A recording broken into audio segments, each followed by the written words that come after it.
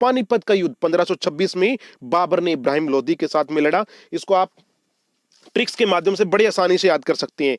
खाना खाया मींस खानवा का युद्ध, चाय पी मींस चंदेरी का युद्ध, और घर गया मींस घाघरा का युद्ध। 26, 27, 28, 29 वैसे भी क्रम में है तो याद करने में बिल्कुल भी कठिनाई नहीं होगी।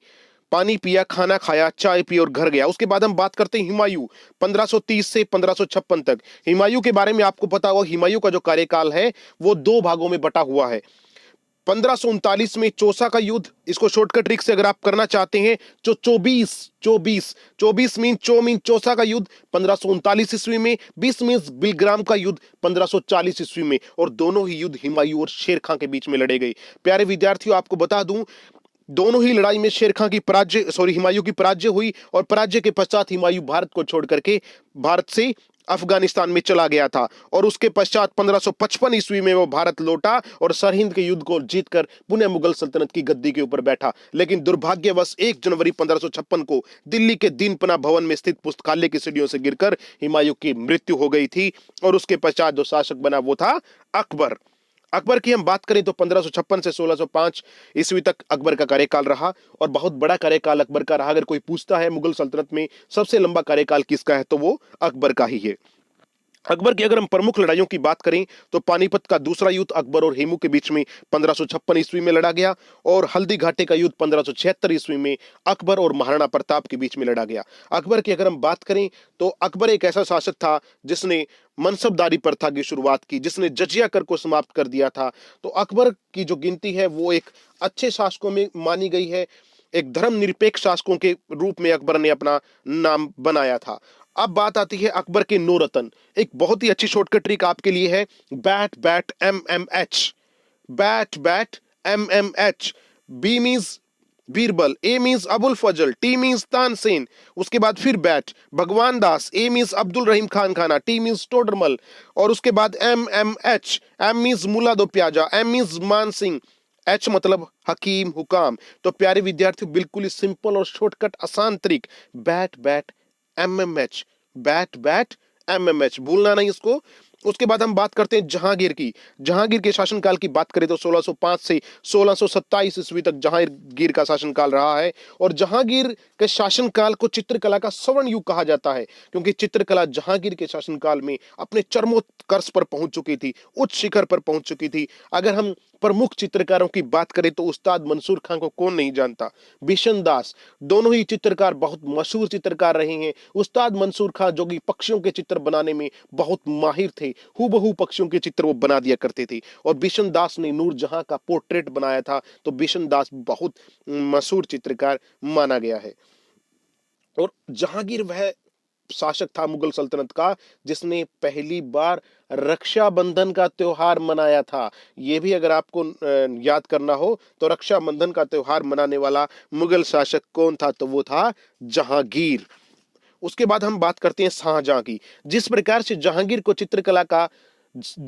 के काल को चित्रकला का स्वर्ण युग कहा जाता है, ठीक उसी प्रकार से स्थापत्य कला की बात करें, निर्माण कला की बात करें तो निर्माण कला का स्वर्ण युग शाहजहां का युग कहलाता है। शाहजहां के अगर हम निर्माणों की बात करें, अगर हम उसको शॉर्टकट ट्रिक से करना चाहें तो बेहद आसान है। लीजिए आपके सामने है मत जा रेशमा दीवानी। मैं मीन्स मयूर सिंहासन, तय मीन्स ताजमहल, जा मीन्स जामा मस्जिद, रे मतलब रेशमा बाग, शय मतलब शाहजहां बाग, मां मतलब मोती मस्जिद, और दीवानी मीन्स दीवाने खास। तो बहुत ही आसान और सरल शॉर्टकट ट्रिक, मत जा रेशमा दीवानी, इसकी सहायता से आप इसको बड़ी आसानी से याद कर सकते हैं। उसके बाद हम बात करते हैं औरंगजेब की। औरंगजेब का जो शासनकाल था वो था 1658 से 1707 ईस्वी तक, और औरंगजेब को क्रूर शासक माना गया है, इसलिए इसको जिंदा पीर भी कहा जाता था। औरंगजेब के समय में मनोरंजन, संगीत, कला, चित्रकला पर पूर्णतया प्रतिबंध लगा हुआ था, और औरंगजेब ऐसा शासक था जो भारत को दार उल हर्ब यानी काफिरों का देश के स्थान पर दार उल इस्लाम मुसलमानों का देश बनाना चाहता था। तो औरंगजेब के बाद अगर हम बात करें तो जो शासक थे बहादुर शाह प्रथम, और बाकी सभी कमजोर शासक थे। पूरी पीडीएफ जैसा मैंने आपको स्टार्टिंग में बताया था, भाजी सब्जी फार मसाब, लीजिए इसको याद कर लेते हैं। बी मींस बाबर, 1526 से 30। एच मीन्स हुमायूं 1530 से 56। ए मीन्स अकबर 1556 से 1605। जी मीन्स जहांगीर 1605 से 1627। एस मीन्स शाहजहां 1627 से 1657। ए मीन्स औरंगजेब 1658 से 1707। बी मीन्स बहादुर शाह प्रथम 1707 से 1712। कई विद्यार्थी इसी में कंफ्यूज रहते हैं कि मुगल सल्तनत का अंतिम शासक कौन था, तो वो कहते हैं बहादुर शाह प्रथम। जी नहीं, मुगल सल्तनत का अंतिम शासक बहादुर शाह जफर, बहादुर शाह जफर। आप बहादुर शाह द्वितीय भी आप उसको कह सकते हैं। मैं आपको लास्ट में बताने जा रहा हूं। तो आपका यहां पर भाजी मीन्स बाबर, हुमायूं, अकबर, जहांगीर। सब्जी मीन्स शाहजहां, औरंगजेब, बहादुर शाह। और बहादुर शाह के बाद जहांदार शाह 1712 से 1713 ईस्वी तक। फोर मीन्स फर्रुखसियर 1713 से 1719 ईस्वी तक। उसके बाद क्या, मसाब।